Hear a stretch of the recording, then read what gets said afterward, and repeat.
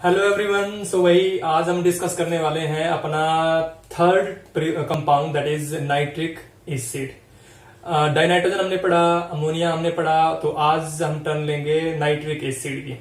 ठीक है, तो आज नाइट्रिक एसिड के बारे में पढ़ेंगे। वही दो तीन चीजें हमें पढ़नी है जो हमने डाइनाइट्रोजन के बारे में पढ़ी है और जो हमने अमोनिया के बारे में पढ़ी है। सबसे पहले प्रिपरेशन पढ़ेंगे, उसके बाद उसकी प्रॉपर्टीज पढ़ेंगे, उसके बाद उसके यूजेस पढ़ेंगे।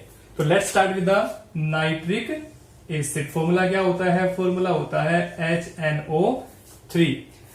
एक्चुअल में जो HNO3 होता है ये एक ऑक्सो एसिड होता है। वैसे बता दूं, नाइट्रोजन के जो ऑक्सो एसिड होते हैं वो तीन होते हैं। Nitrogen is having 3 oxo acids. कौन कौन से होते हैं? वो होते हैं आपके H2N2O2, HNO2 एंड HNO3। मैंने बोला कि नाइट्रोजन के ये सारे क्या होते हैं? Oxo acids. अब इस बात का मतलब क्या है कि ऑक्सो एसिड्स होते हैं। ऑक्सो एसिड को आप संधि विच्छेद करिए। ऑक्सो का मतलब जिसके पास क्या हो? ऑक्सीजन हो, और एसिड का मतलब जिसके पास क्या हो? H हो। और एसिड की प्रॉपर्टी क्या होती है? जो क्या लूज कर सकता हो? H positive. तो मतलब ऑक्सो एसिड वो कंपाउंड होते हैं जिसके पास क्या होता है? एक पूरा का पूरा OH होता है, बट उस OH में से वो क्या निकाल सकता हो? वो H निकाल सकता हो, मीन्स H लूज कर सकता हो। दैट्स वाई पीछे क्या लगा है? एसिड लगा है। ठीक है, जैसे मैं HNO3 की बात करूं, इसका जो स्ट्रक्चर होता है वो ये होता है, यही होता है HNO। कितने हो गए? 3। और आपको पता है कि ये क्या कहलाता है? नाइट्रिक एसिड कहलाता है। एसिड क्यों कहलाता है? Because it has tendency to lose H positive. तो यहां से H पॉजिटिव लूज कर देता तो क्या बना लेता है? ये O negative and double bond O, और ये इसको हम बोलते हैं नाइट्रेट आयन। क्या बोलते हैं? Nitrate ion. तो इसीलिए ये सारे क्या, सबके अंदर क्या होता है? OH प्रेजेंट होता है। तो यहां पर भी OH है, इसके अंदर भी OH होगा। अगर आप इसका स्ट्रक्चर देखें तो इसका स्ट्रक्चर ये बनता है HONO। कितने हैं? O। तो यहां से भी क्या लूज कर सकता है? H positive. क्या बना लेगा? ये यहां बना लेगा O negative and double bond O। ये हो जाएगा आपका नाइट्राइट आयन। ठीक है, तो ऐसे ही ये कंपाउंड आपका बना सकता है। तो मतलब क्या है कि ऑक्सो एसिड्स वो कंपाउंड होते हैं जिनके अंदर क्या क्या प्रेजेंट हो? O भी प्रेजेंट हो, H भी प्रेजेंट हो, बट उसमें से वो क्या लूज कर सकता हो? H पॉजिटिव लूज कर सकता हो। ठीक है, तो इसके कितने ऑक्सो एसिड हैं? इसके 3 ऑक्सो एसिड है, बट जो सबसे इंपॉर्टेंट है वो कौन सा है? HNO3। तो हम इसके बारे में पढ़ेंगे। ठीक है, पढ़ना क्या है? सबसे पहले हम वही चीज पढ़ेंगे जो हमने डाइनाइट्रोजन में पढ़ी है और आपके अमोनिया में पढ़ी है। सबसे पहले हम इसकी पढ़ेंगे प्रिपरेशन। क्या पढ़ेंगे? इसकी प्रिपरेशन। प्रिपरेशन जैसे वहां हमने पढ़ी है वैसे यहां पढ़ेंगे। कितने तरह की प्रिपरेशन आपकी हो सकती है? 2 तरह की प्रिपरेशन हो सकती है। पहली कौन सी हो सकती है? पहली हो सकती है लेबोरेटरी प्रिपरेशन। दूसरी कौन सी हो सकती है? दूसरी हो सकती है कमर्शियल प्रिपरेशन। बात समझ आ रही है? Laboratory just to check whether it is evolving or not, या it is forming or not. और कमर्शियल फॉर सेल पर्पस, मतलब हमें उसको परचेज सेल करना है, सेल करके थोड़ा सा मुनाफा कमाना है। ठीक है, अब जो लेबोरेटरी प्रिपरेशन है आपकी एनसीईआरटी, देखो मैं स्ट्रिक्टली फॉलो कर रहा हूं एनसीईआरटी, क्योंकि एनसीईआरटी से बाहर केमिस्ट्री का पेपर नहीं आता। तो आपकी जो एनसीईआरटी है वो आपकी एनसीईआरटी में उन्होंने 2 कंपाउंडों से क्या बना रखा है? हालांकि रिएक्शन तो एक ही दे रखी है, बट उन्होंने नाम 2 दिए हैं। दोनों कंपाउंडों से क्या बना रखा है उन्होंने? Nitric acid. किससे बना रखा है? उन्होंने कहा है कि इफ वी ट्रीट कौन? NaNO3 या फिर KNO3। उसने कहा कि अगर हम ट्रीट करते हैं NaNO3 को किसके साथ? सल्फ्यूरिक एसिड के साथ। इसको भी किसके साथ? सल्फ्यूरिक एसिड के साथ। तो हमें क्या मिलता है? हमें मिलता है नाइट्रिक एसिड। रिएक्शन को लर्न करने का तरीका मैंने पिछली वीडियो में भी बताया, रटना नहीं है। किसकी प्रिपरेशन कर रहे हैं हम? HNO3 की। किससे कर रहे हैं? इन दोनों से कर रहे हैं। तो जो बनाना चाह रहे हो सबसे पहले उसी को लिखो। लिख लिया, HNO3 लिख लिया। अब जो कुछ रह गया है वही लिख दो। यहां से NO3 गया होगा, यहां ये आ गया। यहां से क्या गया होगा? एक H गया होगा। तो यहां पे क्या रह गया है? यहां पे रह गया है HSO4। चेक करो, एक H यहां चला गया तो यहां क्या रह गया है? HSO4। और यहां पे क्या रह गया है? यहाँ पे रह गया है Na, दोनों को ऐड कर दो, क्या बन गया, क्या ये बन गया NaHSO4, यस और नो, बिल्कुल ये दो कंपाउंड बनेंगे। इसका नाम है सोडियम हाइड्रोजन सल्फेट, इसका क्या नाम है, नाइट्रिक एसिड। तो ये बन गया नाइट्रिक एसिड, किससे, सोडियम नाइट्रेट से, ठीक है। दूसरा क्या है, KNO3, बिल्कुल सेम रिएक्शन है, अगर आप चाहे तो यहाँ और भी लिख सकते हैं बीच में, क्योंकि सोडियम की जगह जस्ट क्या आएगा, K आएगा, मीन्स पोटेशियम आएगा।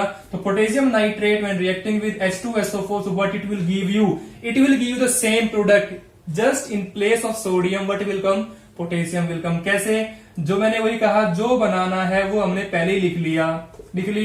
तो यहां से क्या निकल जाएगा, NO3, यहां से एक क्या निकल जाएगा, H, तो HNO3 आ गया, रह क्या गया, यहां पे रह गया HSO4, यहां पे क्या रह गया, K, तो क्या लिख दूं, KHSO4, ये आपका क्या बन जाएगा, प्रोडक्ट। फिर से कह रहा हूं, रटना नहीं है, अगर केमिस्ट्री को या अगर ऑर्गेनिक केमिस्ट्री को, केमिकल रिएक्शंस को रटोगे भूलोगे। जस्ट समझो, दो रिएक्टेंट दे रखे हैं, क्या बनाना है, नाइट्रिक एसिड, जो बनाना है वो लिख लीजिए, बाकी जो बना है बचा है उसको अरेंज करके लिखना होता है, ठीक है। So these two are our which preparation, laboratory preparation, हम लैब में बड़े आराम से बना के देख सकते हैं कि नाइट्रिक एसिड बना है या नहीं बना है, ठीक है। अब हम डिस्कस करेंगे जो बहुत ही इंपॉर्टेंट प्रिपरेशन है, और एक बाय नेम भी आती है ये, जैसे आपको पता होगा हमने अमोनिया बनाया था, अमोनिया में जो बाय नेम रिएक्शन आई थी कमर्शियल प्रिपरेशन की, हेबर्स प्रोसेस। तो ऐसे ही कमर्शियल प्रिपरेशन ऑफ HNO3 भी बाय नेम आ सकती है, जिसका नाम क्या है, ओस्टवाल्ड्स प्रोसेस। क्या नाम है इस प्रोसेस का, इस प्रिपरेशन का, ओस्टवाल्ड प्रोसेस, ठीक है। तो मुझे अब ये डिटेल में डिस्कस करनी है कि ओस्टवाल्ड प्रोसेस क्या होती है, या कमर्शियल प्रिपरेशन क्या होती है HNO3 की, ठीक है। तो ध्यान से समझनी है सारी चीजें, मैं फिर से कह रहा हूं, रटना नहीं है। तो ओस्टवाल्ड प्रोसेस अब हम डिस्कस करेंगे। ओस्टवाल्ड प्रोसेस सबसे पहले समझेंगे एक्चुअल में है क्या। ये तो हमें पता है कि हमें क्या बनाना है, HNO3 बनाना है, बट वहां तो हमें पता था लेबोरेटरी में कि हमने सोडियम नाइट्रेट लेना है, पोटेशियम नाइट्रेट लेना है, किसके साथ, सल्फ्यूरिक एसिड के साथ। हमने उसको थर्मल डिकम्पोजिशन किया था, मतलब हीट भी कर दिया था साथ में, ठीक है। तो इस केस में क्या करना है, इसे हमें HNO3 का पता है कि HNO3 बनेगा, बट इससे पहले एक चीज और समझनी है कि हमें रिएक्टेंट क्या लेना पड़ेगा। रिएक्टेंट के लिए थोड़ा नाम से थोड़ा सा अंदाजा लगाएंगे। ओस्टवाल्ड मतलब क्या करना है, हमें करना है ऑक्सीडेशन। ओस्टवाल्ड का मतलब क्या है, ऑक्सीडेशन करना है, बट ऑक्सीडेशन ऑफ, आपको सभी को पता है नाइट्रोजन के जो मेनली कंपाउंड बनते हैं, मेनली कह रहा हूं, वो सारे किससे बनते हैं, अमोनिया से बनते हैं। तो ओस्टवाल्ड प्रोसेस को याद रखना, ऑक्सीडेशन ऑफ अमोनिया, बनना क्या है, नाइट्रिक एसिड, यहीं से स्टार्ट करना है। तो ओस्टवाल्ड प्रोसेस क्या है, ऑक्सीडेशन करना है, किसका करना है, NH3 प्लस ऑक्सीजन करना है, क्या बनना है, HNO3 बनना है। बट क्या डायरेक्टली बन जाएगा, जो मैं इसने बोला है कि क्या डायरेक्टली बन जाएगा, नहीं। ये जो रिएक्शन होती है ये 3 स्टेप में पूरी होती है, बट इससे पहले क्या हमें कोई कंडीशन चाहिए, क्या हमें कोई कैटलिस्ट, कोई प्रमोटर या कोई टेम्परेचर, कोई प्रेशर चाहिए इस रिएक्शन को करने के लिए, बिल्कुल चाहिए। वो क्या चाहिए, हम PT ले सकते हैं, हम RH ले सकते हैं, ठीक है, PT RH ले सकते हैं एज कैटलिस्ट, ये हम एज ए कैटलिस्ट लेंगे। इसके अलावा टेम्परेचर भी रिक्वायर्ड होगा, कितना टेम्परेचर रिक्वायर्ड होगा, वो नियर अबाउट 500 केल्विन होगा। प्रेशर कितना रिक्वायर्ड होगा, दैट इज 9 बार या 9 ATM के बराबर हमें प्रेशर चाहिए। तो ये कंडीशन याद रखनी जरूरी है, क्योंकि कई बार कॉम्पिटिटिव एग्जाम में क्या पूछ लेते हैं कि write the conditions which are there in the Ostwald process. वो आपको एग्जाम में ये क्वेश्चन दे दे और यहाँ क्वेश्चन मार्क लगा दे, यहाँ क्वेश्चन मार्क लगा दे और ये दे दे, वो कहेगा फिल इन द ब्लैंक्स, यहाँ लिख दे ए, यहाँ लिख दे बी, वो पूछ ले कि ए और बी लिखिए। तो ऐसे ऐसे क्वेश्चन कई बार कॉम्पिटिटिव एग्जाम में पूछे जाते हैं। तो ये चीज ध्यान रखनी है कि क्या कंडीशन रहेगी। मैंने कंडीशन लिखी कि अमोनिया का ऑक्सीडेशन कर दिया, किसकी प्रेजेंस में, ऑक्सीजन की प्रेजेंस में। किसकी क्या कंडीशन लगा के, platinum rhodium as catalyst, 500 kelvin temperature, 9 bar और 9 ATM। 9 बार लिख लीजिए या 9 ATM लिख लीजिए, दोनों में से कोई भी एक चीज यूज कर लीजिए, वो क्या हो जाएगा, प्रेशर कंडीशन के तौर पे, ठीक है। अब मेन चीज क्या समझनी है कि मैंने बताया कि जैसे कि ये प्रोसेस कितने स्टेप में पूरी होती है, 3 स्टेप में पूरी होती है। और कैसे पूरी होगी वो चीज हमें स्टेप बाय स्टेप करनी है। तो ओस्टवाल्ड प्रोसेस अब हम स्टार्ट करते हैं। Ostwald process step number 1। तो स्टेप फर्स्ट में क्या करना है, स्टेप फर्स्ट में उसने बताया कि अमोनिया का क्या करना है, ऑक्सीडेशन करना है। कंडीशन वही चलेंगी, PTRH एज अ कैटेलिस्ट लेंगे, 500 केल्विन टेम्परेचर लेंगे, 9 बार या 9 ATM प्रेशर लेंगे। अब ये अमोनिया और ऑक्सीजन लेके कितना चलना है आपका, अमोनिया हम 4 मोलिक्यूल लेंगे, ये हम 5 मोलिक्यूल लेंगे। तो जाके हमारे पास यहाँ क्या निकलेंगे, 4NO मतलब नाइट्रिक ऑक्साइड बनेंगे, और साथ में निकलेंगे आपके 6 वाटर मोलिक्यूल। कैसे चेक करेंगे, 6 एक बार चेक करके बैलेंस है भी या नहीं है रिएक्शन आपकी। तो यहाँ नाइट्रोजन 4, यहाँ नाइट्रोजन 4, यहाँ हाइड्रोजन 12, यहाँ हाइड्रोजन 12, यहाँ ऑक्सीजन कितने हो गए 10, ये हो गए 6 एंड 4 10। ठीक है, ये हो गया स्टेप फर्स्ट। स्टेप सेकंड में क्या होगा, जो स्टेप फर्स्ट में आपका NO बना है इसको उठा के ले आइए, ले आए उठा के। कितने मॉलिक्यूल बने थे 4, हमें यूज करने केवल 2 मॉलिक्यूल NO के यूज करने हैं। जो किस स्टेप में बने थे, जो आपके फर्स्ट स्टेप में बने थे, जो फर्स्ट स्टेप वाले NO केवल वही लेके आने हैं। ठीक है, उसका क्या कर दिया गया, ऑक्सीडेशन। क्या बनेगा, हाँ एक चीज और बता दूं, ये रिएक्शन जो होगी ये यहाँ इक्विलिब्रियम में होगी, मतलब ये रिवर्सिबल हो सकती है रिएक्शन। तो क्या बनेंगे यहाँ बनेंगे NO2, इसको बैलेंस कर दीजिए, ये हो गया 2, ये हो गया 2, बैलेंस हो गए। ठीक है, तो 2 मॉलिक्यूल बनेंगे किसके, नाइट्रोजन डाइऑक्साइड के। अब जो ये नाइट्रोजन डाइऑक्साइड बना है ये यूज होता है स्टेप 3 में।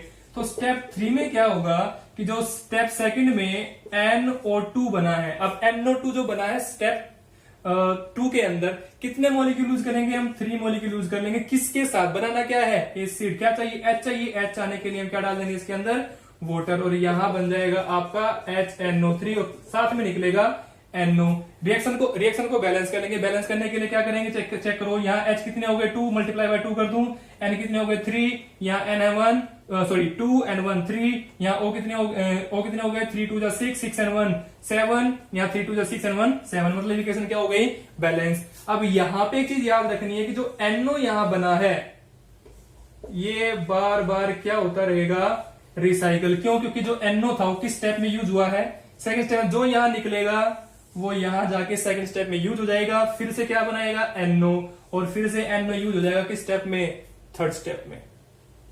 तो क्या समझे, फर्स्ट स्टेप में क्या हुआ, फर्स्ट स्टेप में बना NO nitric oxide. Nitric oxide use किया गया सेकंड स्टेप में। सेकंड स्टेप में यूज किया गया किसके साथ, ऑक्सीजन के साथ। क्या बनेगा, nitrogen dioxide. Nitrogen dioxide use किया गया थर्ड स्टेप में। क्या बनाना है, HNO3। तो यहाँ क्या डाल दिया गया, वाटर डाल दिया गया। NO2 के अंदर क्या बन जाएगा, HNO3, साथ में क्या निकलेगा, NO जो निकला है, ध्यान देना मैंने लिखा है रिसाइकल। रिसाइकल का मतलब जो बना है लास्ट स्टेप में वो किस में यूज हो जाएगा, सेकंड स्टेप में। और ये प्रोसेस चलती रहेगी जब तक कि सारा का सारा NO खत्म नहीं हो जाता। तो बार बार जो थर्ड में बना है सेकंड में यूज होगा, जो सेकंड में बना है वो थर्ड में यूज होगा। तो प्रोसेस क्या होती रहेगी, चलती रहेगी। अब एक जो क्वेश्चन पूछा जाता है कई बार कॉम्पिटिटिव एग्जाम में, यहां जो HNO3 बना है ये कितने % बना है, ध्यान सुनना मैंने क्या कहा, HNO3 form in Ostwald process it is nearly 68% by mass। दोबारा सुनिए मैंने क्या कहा, मैंने कहा कि जो ओस्टवाल्ड प्रोसेस से आपका HNO3 बना है वो नियरली 68% होता है बाय मास के। बाय मास का मतलब मास बाय मास, ये हमने पढ़ा है पीछे। ठीक है, तो बाय मास होता है, मास बाय मास पढ़ा है, वॉल्यूम बाय वॉल्यूम पढ़ा है, मास बाय वॉल्यूम पढ़ा, तो पिछले लेक्चर देख लेना आप एक बार।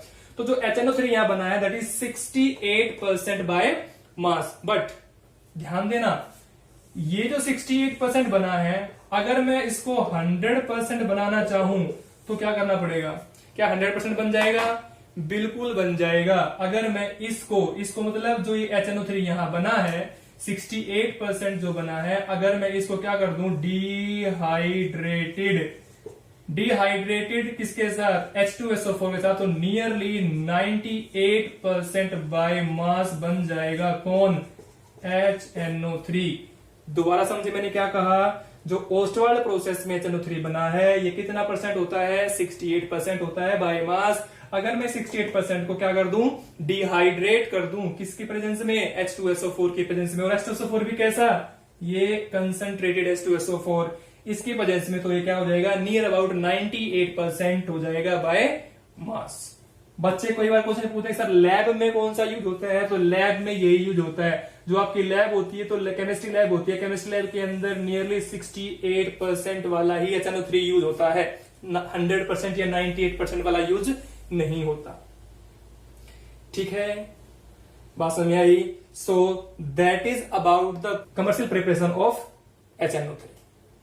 ठीक है, now we are going to discuss property. तो हम प्रॉपर्टी डिस्कस करेंगे। जैसे कि मैंने पिछले 2 वीडियो में डाई नाइट्रोजन और अमोनिया की प्रॉपर्टीज बताई हैं, वैसे ही इसकी भी प्रॉपर्टी हम डिस्कस करेंगे। तो प्रॉपर्टीज 2 तरीके की होती हैं। कौन कौन सी? एक प्रॉपर्टीज होती है फिजिकल और दूसरी कैसी होती है, केमिकल। तो एक फिजिकल प्रॉपर्टी और दूसरी केमिकल प्रॉपर्टी, 1 बाय 1 डिस्कस करेंगे। सबसे पहली बात, HNO3 कैसा होता है, कलर, जैसे हमने उसमें पढ़ा डाइनाइट्रोजन कैसा होता है, कलरलेस। अमोनिया भी कैसा होता है, कलरलेस। तो ये भी कैसा रहता है, कलरलेस। बट डाइनाइट्रोजन और अमोनिया और इसमें एक फर्क है, डाइनाइट्रोजन क्या होती है, गैस, अमोनिया भी क्या होती है, गैस, बट ये क्या होता है, लिक्विड। तो ये हो जाएगा कलरलेस लिक्विड। दूसरी बात, बॉइलिंग पॉइंट होगा, फ्रीजिंग पॉइंट होगा, बट कितना होगा, पिछले जो डाइनाइट्रोजन और अमोनिया हमने पढ़ा है उनका भी हमने बीपी और एफपी पढ़ा है, तो यहाँ कितना होगा, इसका बॉइलिंग पॉइंट हो जाएगा 355 केल्विन के अराउंड। ठीक है, और जो इसका फ्रीजिंग पॉइंट होगा ये नियर अबाउट 231 केल्विन के होगा। ठीक है, वैसे एग्जैक्ट जो होगा वो आप एनसीईआरटी बुक में चेक कर लें, बट मेरे हिसाब से इसके अराउंड ही रहेगा। ठीक है, इसके अलावा मैंने बताया, तुम्हें थोड़ी देर पहले बताया है कि जो लैब्स के अंदर यूज होता है, लैब्स के अंदर हम कितना परसेंट यूज करते हैं, 68% यूज करते हैं। तो 68% बाय मास जो है वो हम यूज करते हैं किसके अंदर, लैब्स के अंदर। ठीक है, इसके अलावा क्या है नेक्स्ट, अगर इसका स्ट्रक्चर, हाँ ये क्वेश्चन कॉम्पिटिटिव एग्जाम में कई बार पूछा जाता है भाई, अगर मैं गैसियस स्टेट के अंदर इसका स्ट्रक्चर पूछूं, किसका स्ट्रक्चर, HNO3 का, तो जो HNO3 का स्ट्रक्चर होता है गैसियस स्टेट में वो क्या होता है, वो होता है प्लेनर। और प्लेनर स्ट्रक्चर क्या होता है, मैं स्ट्रक्चर बना के बता दूं आपको। तो एक्चुअल में ये स्ट्रक्चर होता है आपके HNO3 का, और जो कि एक्चुअल में क्या है, प्लेनर स्ट्रक्चर, मतलब एक ही प्लेन में है। सो कितनी प्रॉपर्टी हो गई, 1 2 3 4 5, इनफ। इससे ये काफी प्रॉपर्टी है। दोबारा सुन लीजिए, कलरलेस लिक्विड होता है, बॉइलिंग पॉइंट इतना होता है, फ्रीजिंग पॉइंट इतना होता है, लैब के अंदर जो हम यूज करते हैं वो नियर अबाउट 68% यूज करते हैं, और ये गैसेस स्टेट में जो स्ट्रक्चर होता है इसका प्लेनर होता है। ठीक है, अब जो डिस्कस करने वाली बात है वो क्या है, इसकी केमिकल प्रॉपर्टी। जैसे आपको पता है अमोनिया नेचर में कैसा था, basic he acidic, basic, but यहां हमने पढ़ा क्या है, HNO3, नाम क्या है, नाइट्रिक एसिड। तो नेचर में कैसा होगा, एसिड। तो यहां मैं लिख लूं, इन नेचर, या नेचर कैसा होता है इसका, एसिडिक, या एसिडिक नेचर, या नेचर इज एसिडिक। ठीक है, तो एसिडिक नेचर है, बट किसके कारण है, ये सोचने वाली बात है। थोड़ी देर पहले मैंने इसका नाम बताया था, ऑक्सो एसिड। किसके कारण एसिडिक है, इलेक्ट्रॉन के कारण एसिडिक है, कि इसकी टेंडेंसी H पॉजिटिव लूज करने की है, tendency of H positive lose करने की ज्यादा है, इसीलिए क्या है ये एसिडिक। तो कौन सा एसिड हो गया, ब्रोंस्टेड की Lewis, it is Bronsted acid. क्यों, क्योंकि H पॉजिटिव जल्दी लूज कर देगा। अगर मैं HNO3 को किसके साथ, वाटर के साथ मिक्स करूं तो क्या बनेगा, देखना एक बार, ये बन जाएगा आपका यहां से H3O positive plus NO3 negative, मतलब एक बनेगा आपका हाइड्रोनियम आयन और एक क्या बनेगा आपका नाइट्रेट। हाइड्रोनियम आयन कब बना होगा, जब इस O ने यहां से क्या खींच लिया होगा, H पॉजिटिव की H नेगेटिव, H पॉजिटिव। अगर H पॉजिटिव गया होगा यहाँ क्या बचा होगा, NO3 नेगेटिव, और ये यहां आ गया। तो इसीलिए जो HNO3 होता है, HNO3 जो होता है ये आपका क्या होता है, नेचर में एसिडिक होता है। ठीक है, और जो एसिडिक नेचर है इसके कारण ही behave as strong oxidising agent. Acidic nature के कारण ये स्ट्रॉन्ग ऑक्सीडाइजिंग एजेंट का काम करता है, और जो स्ट्रॉन्ग ऑक्सीडाइजिंग एजेंट होने के कारण ये जितने भी मेटल्स है, means attack on all metals, मतलब ये सारे मेटल्स पे क्या कर सकता है, अटैक, किसको छोड़ के, except noble metals like gold and platinum. दोबारा सुने, एसिडिक नेचर के कारण ये बिहेव करता है किसकी तरह, स्ट्रॉन्ग ऑक्सीडाइजिंग एजेंट की तरह, जिसके कारण ये अटैक करता है ऑलमोस्ट ऑल मेटल्स पे, बट किसको छोड़ के, नोबल मेटल्स को छोड़ के, लाइक गोल्ड एंड पीटी, इनको छोड़ के ये ऑलमोस्ट सब पे अटैक कर देता है। ठीक है, अब चल ठीक है, अटैक भी कर दिया। जब ये मेटल पे अटैक करता है तो क्या किसी भी कंडीशन में अटैक कर सकता है? कंडीशन का मतलब कि कहूं कि मेरे पास मैंने डाइल्यूट HNO3 ले लिया, क्योंकि मेरे पास HNO3 दो तरह के हैं ना, एक मेरे पास डाइल्यूट है, एक मेरे पास कंसंट्रेटेड है। टेम्परेचर भी अब प्रोवाइड करते हैं, क्योंकि हमने पढ़ रखा है जब हम ये अमोनिया कंसंट्रेटेड नाइट्रिक एसिड बनाते हैं तब हम टेम्परेचर प्रोवाइड करते हैं, प्रेशर भी प्रोवाइड करते हैं। तो जब ये अटैक करेगा किसी भी मेटल पे तो क्या हर कंडीशन में, हर सिचुएशन में सेम काइंड का प्रोडक्ट बनाएगा? बिल्कुल नहीं। ये यहां बहुत ही इंपॉर्टेंट टॉपिक है और यहां से क्वेश्चन बनते हैं। कैसे कैसे क्वेश्चन बनते हैं मैं अभी बताऊंगा आपको कि कैसे कैसे क्वेश्चन यहां से बनते हैं। इसने क्या कहा कि जब स्ट्रॉन्ग ऑक्सीडाइजिंग एजेंट की तरह बिहेव करता है तो अटैक कर सकता है किसके ऊपर, मेटल्स के ऊपर। बट मैं बता रहा हूं कि जब ये अटैक करता है मेटल्स के ऊपर तो इसको कुछ बातों का ध्यान रखना पड़ता है। यहां पे एक लाइन लिख सकते हैं, क्या, product formed on attack will vary under different concentration of HNO3, temperature and catalyst। दोबारा सुनिए मैंने क्या लिखा, मैंने ये लिखा कि जो प्रोडक्ट फॉर्म्ड होगा कब, मेटल पे अटैक करने के बाद, विल वेरी, वो प्रोडक्ट वेरी करेगा। ठीक है, प्रोडक्ट फॉर्म्ड आफ्टर ऑक्सीडेशन या आफ्टर अटैक विल वेरी करेगा किसके कारण, कंसंट्रेटेड HNO3 के कारण, टेम्परेचर के कारण और कैटलिस्ट के कारण। रिएक्शन अब दिख रहा हूं, यहां ध्यान से देखना हूं रिएक्शन को कि मैं कौन कौन सी रिएक्शन लिख रहा हूं।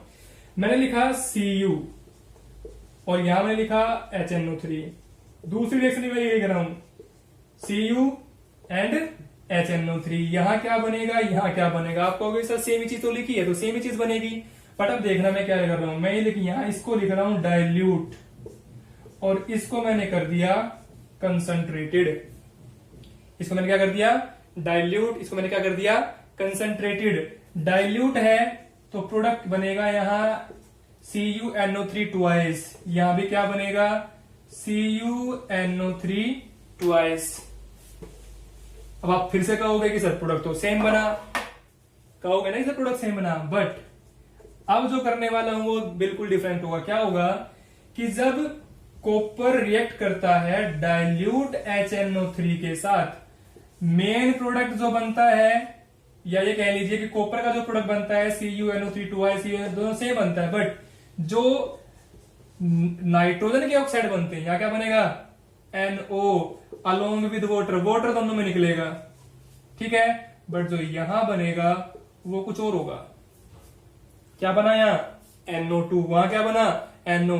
तो मतलब यही है कि when dilute HNO3 react with copper it gives you या it liberate कौन सा oxide, nitric oxide.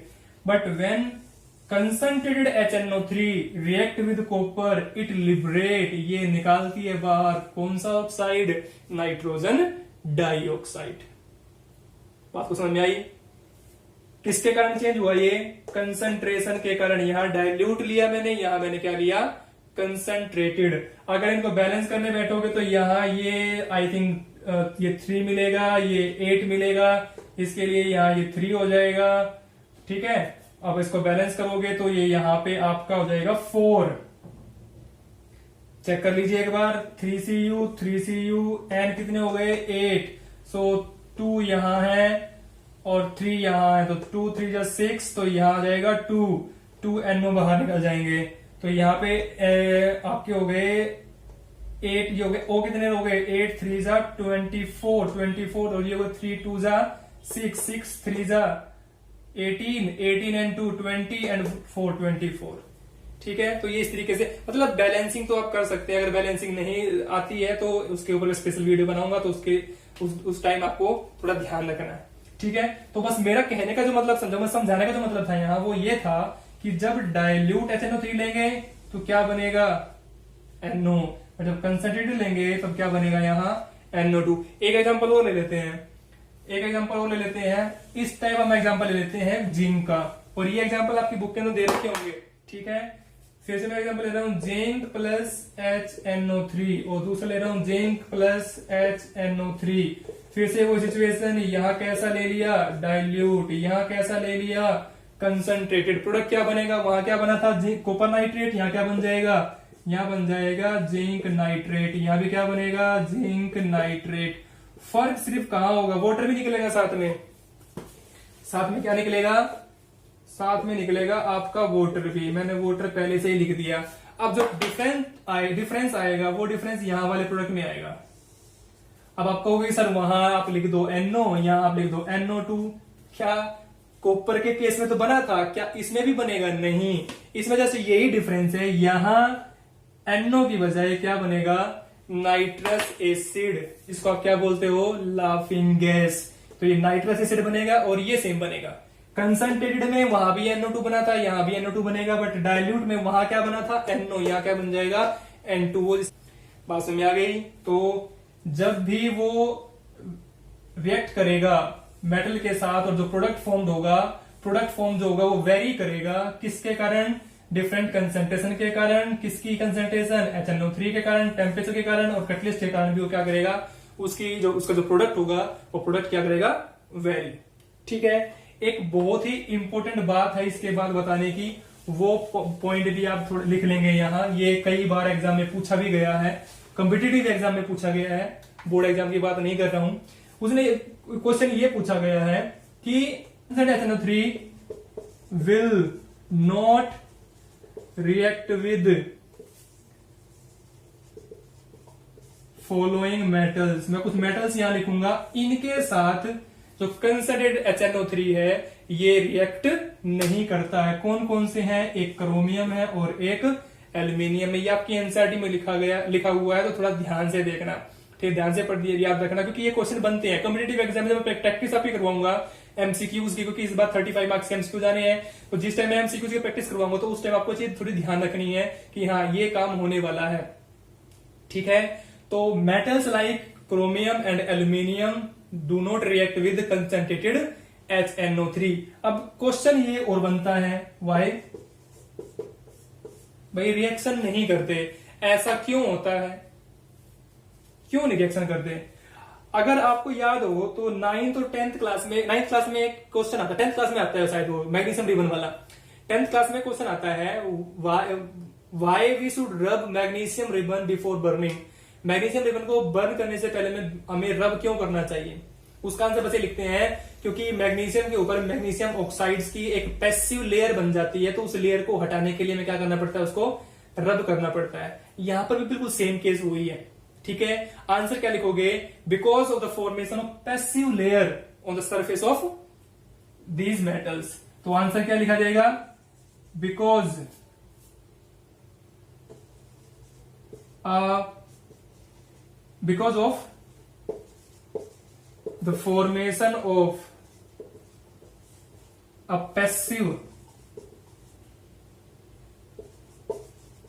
layer on the surface of these metals। तो इन मेटल्स की सरफेस के ऊपर एक पैसिव लेयर बन जाती है, और वो पैसिव लेयर क्या करती है, वो कंसंट्रेटेड HNO3 को रजिस्ट करती है, वो उसको अटैक करने नहीं देती। ठीक है, तो इसीलिए क्या होता है कि जो कंसंट्रेटेड HNO3 है वो क्रोमियम पर एल्यूमिनियम पे अटैक नहीं कर पाता, वो इनके साथ रिएक्शन नहीं कर पाता। हालांकि मेटल है बट फिर भी इनके साथ अटैक नहीं कर पाता। ठीक है, तो why it will not react, because इनकी सरफेस पे क्या बन जाती है, एक पैसिव लेयर बन जाती है, जिसके कारण ये उसको रजिस्ट करता है। ठीक है, अब इसके बाद एक पॉइंट और मैं बता दूं इसके बारे में, वो पॉइंट क्या है, और ये पॉइंट आईआईटी और नीट के एग्जाम में पूछा गया है। क्या पूछा गया है, ध्यान से सुनना। उसमें पूछा गया है कि जैसा आपको पता है कि HNO3 जो है वो एक ऑक्सीडाइजिंग एजेंट का काम करता है। अगर ये एक ऑक्सीडाइजिंग एजेंट का काम करता है तो ये I2, मैं बता भी दूं तुम्हें याद करने के लिए, अपने एक कोचिंग सेंटर सुना होगा, ICS कोचिंग सेंटर। तो HNO3 गया ICS पे, मतलब HNO3 गया ICS पे, तो वो इस पे गया क्या लेने के लिए, कोचिंग लेने के लिए या पूछने के लिए कि हाउ टू ऑक्सीडाइज, मतलब सीखने के लिए कुछ गया, याद रखने के लिए बता रहा हूं। तो जब वो आयोडीन से रिएक्शन करता है, कौन, HNO3, आयोडीन, कार्बन, सल्फर और फॉस्फोरस से जब रिएक्शन करता है तो वो इनको किस में कन्वर्ट करता है। क्या सुना मैंने क्या कहा, मैंने कहा व्हेन HNO3 ऑक्सीडाइज दीज, अब ये किस किस फॉर्म में हो सकते हैं, ये आपका I2 की फॉर्म में हो सकता है, ये आपका कार्बन हो सकता है, ये आपका सल्फर S8 हो सकता है, ये आपका P4 हो सकता है। तो एलिमेंट रखे हैं सारे के सारे मैंने यहाँ, या मॉलिक्यूल रखे हैं जो जिस फॉर्म में ये स्टेबल होते हैं, ठीक है। तो इनको वो किस फॉर्म में कन्वर्ट करता है, तो ध्यान से सुनेंगे। आयोडीन को वो कन्वर्ट करता है आयोडिक एसिड के अंदर, कार्बन को वो कन्वर्ट करता है कार्बन डाइऑक्साइड में, सल्फर को वो कन्वर्ट करता है सल्फ्यूरिक एसिड में, और फॉस्फोरस को वो कन्वर्ट करता है फॉस्फोरिक एसिड में। दोबारा सुने, HNO3 ऑक्सीडाइज करता है आयोडीन को आयोडिक एसिड के अंदर, कार्बन को, आयोडिक एसिड क्या होता है आपका HiO3, ठीक है, आयोडिक एसिड होता है ये, या आयोडेट होता है, हाइड्रोजन आयोडेट बोल सकते हैं आप इसको, हाइड्रोजन आयोडेट, ठीक है। तो आप इसको ये बोल सकते हो या आयोडिक एसिड ही बोल सकते हो, ठीक है। कार्बन को कन्वर्ट करता है किसमें, CO2 में, सल्फर को H2SO4 में, P4 को H3PO4 में। आपकी NCERT की बुक में ये चारों रिएक्शन दे रखी हैं और चारों ही इंपॉर्टेंट है। तो now we are going to discuss, तो अब हम इनकी डिस्कस करेंगे रिएक्शन जो आपकी एनसीईआरटी बुक में दे रखी है, ठीक है। तो वो रिएक्शन कौन कौन सी है वन बाय वन डिस्कस करेंगे। जैसे वो हाल तो मैंने बता ही दिया आपको, बट स्टार्ट करते हैं रिएक्शन के साथ। सबसे पहले रिएक्शन किसकी थी, I2 की थी। किसके साथ रिएक्शन करवानी है आपको, HNO3 के साथ, ठीक है। दूसरी रिएक्शन क्या थी, कार्बन की, किसके साथ थी, HNO3 के साथ। तीसरी किसके साथ थी, S8 के साथ। नेक्स्ट रिएक्शन क्या थी, P4 के साथ। हाँ, एक चीज और याद रखना, ये सारे HNO3 कैसे लिए गए हैं, कंसंट्रेटेड, ये भी कंसंट्रेटेड, ये भी कंसंट्रेटेड, ये भी कंसंट्रेटेड, ये भी कंसंट्रेटेड। काम क्या करना है, इसका काम क्या है, इसको करना है ऑक्सीडाइज। क्या काम करना है, इसको करना है ऑक्सीडाइज। वो मैंने बताया किस में करेगा, आयोडिक एसिड में करेगा, HiO3 बनेगा। इसमें क्या बनेगा, इसमें CO2 बनेगा, ठीक है। इसमें क्या बनेगा, इसमें H2SO4 बनेगा। इसमें क्या बनेगा, इसमें H3PO4 बनेगा। साथ में जो लिखने वाला हूं ना, वो आपको बड़ा ही अच्छे से याद भी रहेगा और सारी रिएक्शन भी याद हो जाएंगी। क्या, जो दो प्रोडक्ट निकलेंगे यहां साथ में, साइड प्रोडक्ट जिनको बोलते हैं, वो क्या निकलेंगे, NO2 और वाटर, NO2 और water, NO2 plus water, NO2 plus water. क्या समझ में आया, क्या सबके अंदर जो प्रोडक्ट साइड प्रोडक्ट निकला है क्या सेम निकला है, सबके अंदर क्या निकला है, सेम। जस्ट याद क्या रखना है, ये चीज याद रखनी है। और अब इनको क्या करना रह गया, बैलेंस करना रह गया। बैलेंसिंग आपने 10th क्लास में पढ़ रखी है, तो उसके अकॉर्डिंग आप इसको बैलेंस कर लेंगे, ठीक है। I2 आयोडेट के अंदर, ठीक है, कार्बन CO2 के अंदर, S8 सल्फ्यूरिक एसिड के अंदर, P4 फॉस्फोरिक एसिड के अंदर, ठीक है। और ये जो लिखे हैं दो साइड प्रोडक्ट, ये कॉमन टू ऑल है, मतलब सभी के अंदर क्या रहेंगे, सेम रहेंगे, ठीक है। बात समझ में आ रही है। तो ये ऑक्सीडाइजिंग इफेक्ट है, या ये कह सकते हैं कि ये रिएक्शन जो है ये आपका जो HNO3 है वो एज अ ऑक्सीडाइजिंग एजेंट काम करता है, तो वो मेटल के साथ नहीं। अच्छा एक चीज और, ये I2, ये कार्बन, ये S8, ये P4, ये सारे क्या है, क्या ये नॉन मेटल नहीं है? वहां पे उसने ऑक्सीडाइज किसको किया था, मेटल को, यहां ऑक्सीडाइज किसको कर रहा है, नॉन मेटल को। तो means HNO3 is oxidising metal as well as non metal. Metal को ऑक्सीडाइज किया था वहां, मैंने जिंक के साथ बताया, कॉपर के साथ बताया, बट प्रोडक्ट क्या बना था हर बार अलग अलग। वो डिपेंड किस पे करता था, उसी कंसंट्रेशन पे, टेम्परेचर पे और कैटलिस्ट पे। दो के साथ वो रिएक्शन नहीं करता, क्रोमियम के साथ और एल्यूमिनियम के साथ। क्यों नहीं करता वही मैंने बताया था। बट ये नॉन मेटल को भी क्या करता है, ऑक्सीडाइज करता है। ठीक है, ठीक है, बात समझ में आ रही होगी। तो अब हम डिस्कस करेंगे, गलत ले जाता है। तो अभी हम डिस्कस करेंगे ब्राउन रिंग टेस्ट। बड़ा ही फेमस टेस्ट है, किसके लिए, HNO3 के लिए। ठीक है, तो वो क्या है वो डिस्कस करते हैं।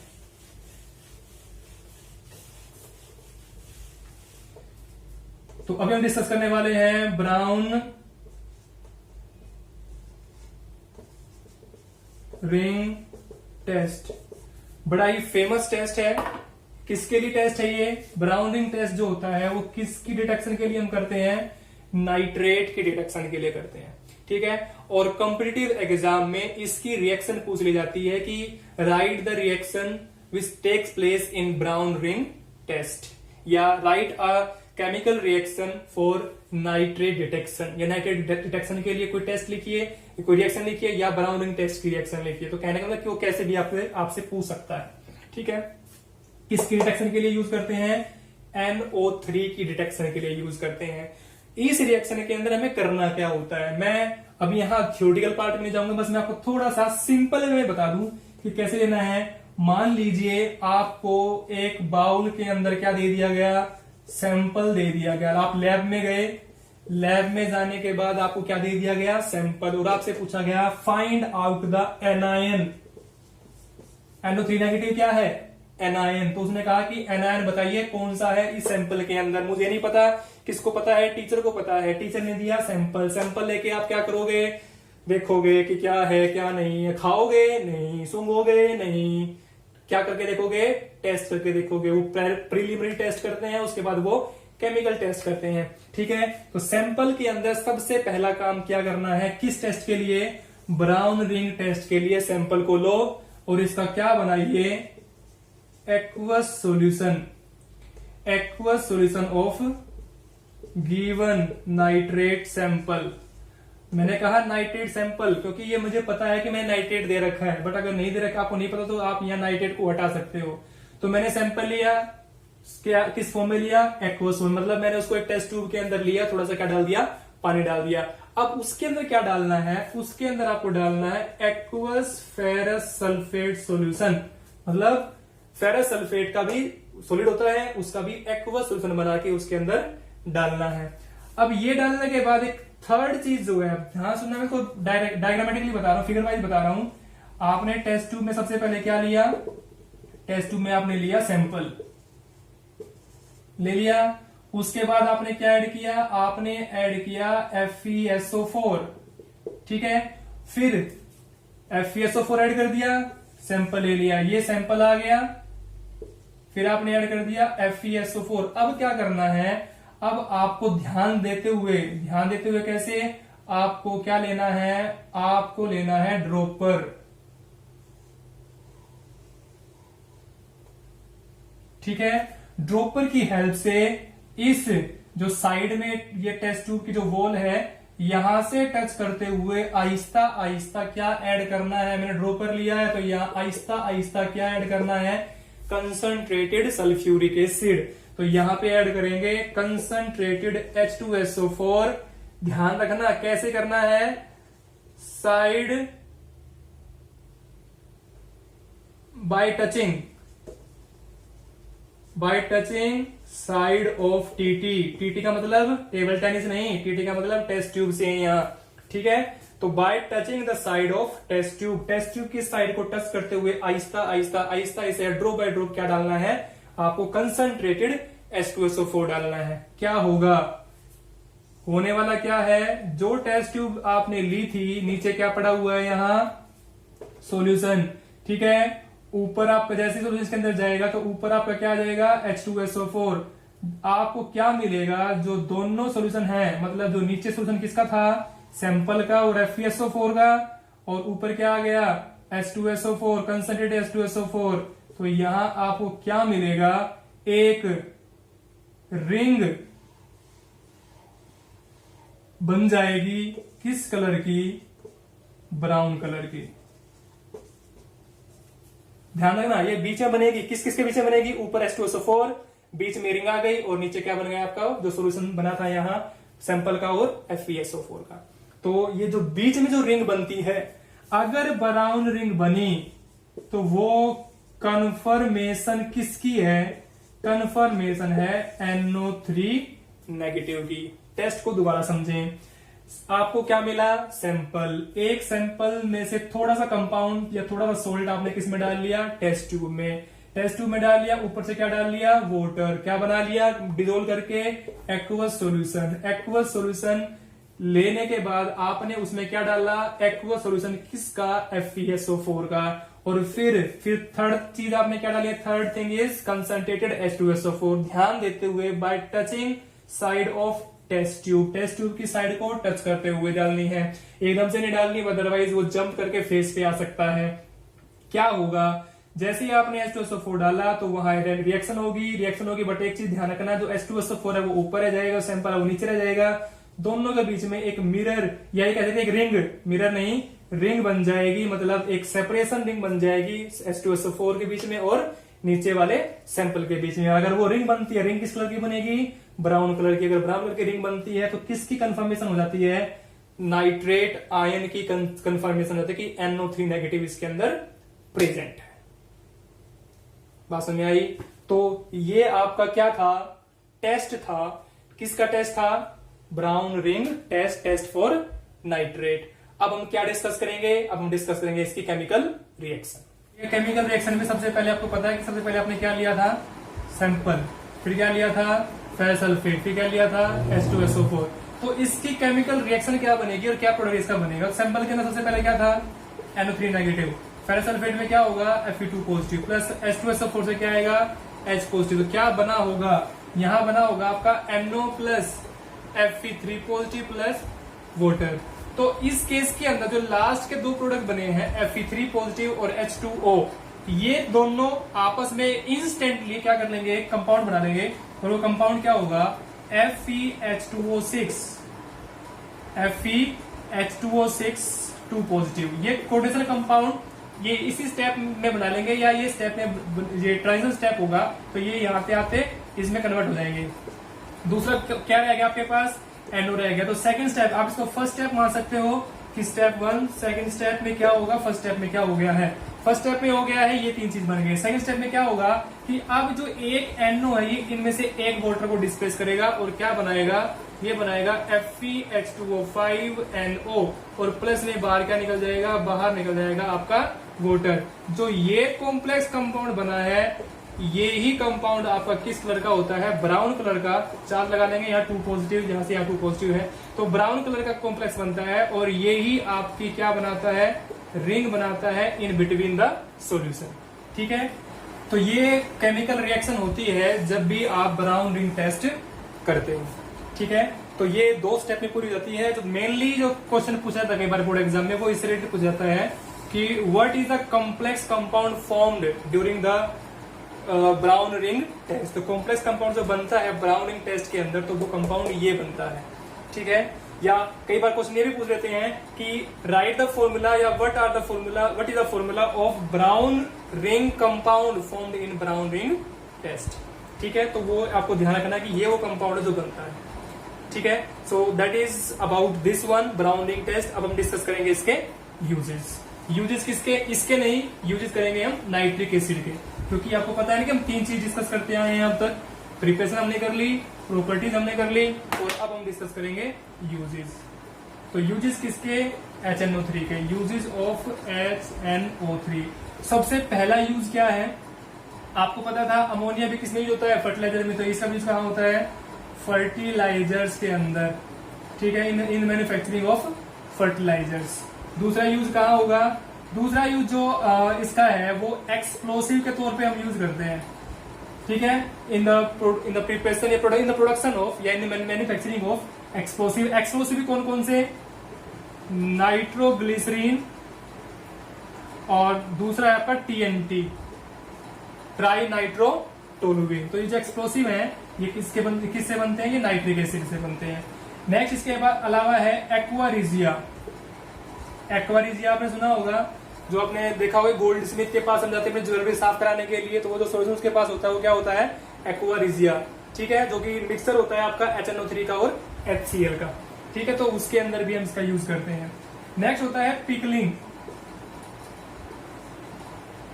पिकलिंग ऑफ स्टेनलेस स्टील, मतलब स्टेनलेस स्टील की पिकलिंग के लिए हम यूज करते हैं। पिकलिंग क्या होता है? पिकलिंग का मतलब क्या होता है? जब हम स्टेनलेस स्टील मैन्युफैक्चर करते हैं तो स्टेनलेस स्टील के ऊपर कुछ कंटेमिनेंट्स जमा हो जाते हैं, तो इन कंटेमिनेंट्स को रिमूव करने के लिए हम क्या करते हैं? पिकलिंग करते हैं। और ये पिकलिंग किससे होती है? HNO3 से होती है, ठीक है। नेक्स्ट होता है एचिंग। Etching of metals. आपने देखा होगा जो बड़ी बड़ी मूर्तियां बनती हैं, जो बड़े बड़े स्टैचू बनते हैं, उनपे जो मेटल से स्टैचू बनते हैं तो उनपे जो डिजाइन काटे जाते हैं, वो जो डिजाइन बनाए जाते हैं, वो डिजाइन बनाने के लिए जो टेक्निक का यूज होते हैं वो एचिंग टेक्निक कहलाती है। तो एचिंग क्या है? फॉर्मेशन या प्रिपरेशन, या ये कह सकते हैं doing design on any surface of metal. और वो डिजाइन जो बनाया जाता है वो किसकी हेल्प से बनाया जाता है? HNO3 की हेल्प से बनाया जाता है।